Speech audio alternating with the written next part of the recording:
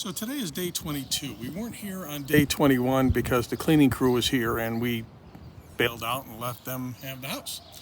But it's day 22, and as you can see, we've started painting the exterior on the house itself, the fascia, the trim, the soffits.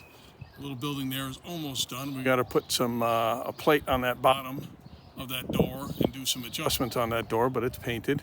We actually had the backyard of the grass cut again. On the inside, we are definitely getting there. We're almost ready for the painters.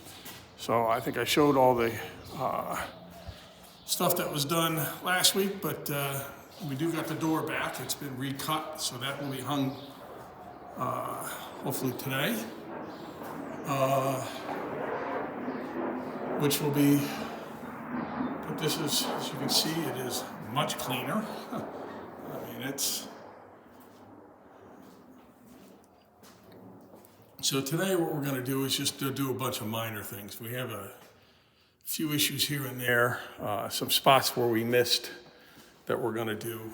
We're going to finish painting on the outside. I got a couple of minor plumbing issues. They're not really issues. It's just like one of the valves is loose in the bathroom. So we're going to do that.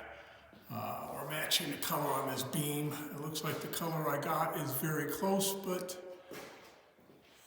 it's quite close actually. If I paint the bottom of that beam, it'll work. So that's some of the things that you need to do. And just to give you a hint, on something like this, you only have a damage in one spot, right?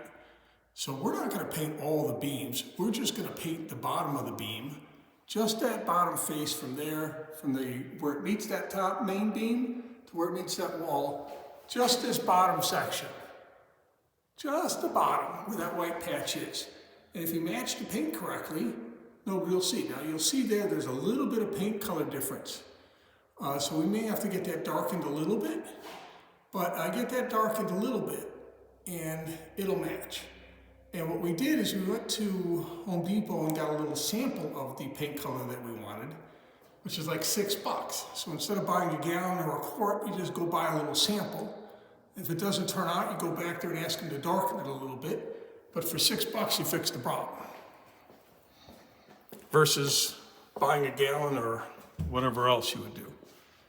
We also, the other day, got the shelves cut for in here. These two shelves were missing. If you look at a later or earlier video, you'll see that there was a box here that the guy installed. I don't know if it's for his TV or whatever, but he removed all the shelves. So we had the shelves installed. Those have been replaced. Anyways, so that's where we are. But as you can see, the floors have been mopped. The house is much cleaner. And you want to do that because when you get a painter that comes in here, they're not cleaners. So they will kick up dust. They will make a mess, and all that dust will end up on your baseboards. And as you can see, the baseboards, the tops of them have been cleaned and wiped down. That way, when you come in and paint, it looks good. And you're not painting over dust, which you will see once the paint is done. Just gives you a better job. As you can also see, we also cleaned some of the windows. They haven't done 100% of the windows, but at least they're a heck of a lot cleaner. So during the final clean, they'll be cleaned again, and they'll really look good. But this is day 22, and that's it for now. That's what we did for day 22. Now day 23, which is coming up, we will be working on, I think, the cabinets. But I gotta look at the schedule. We're getting to the weekend and we may just take a few days off. Anyways, that's it for today. Thank you.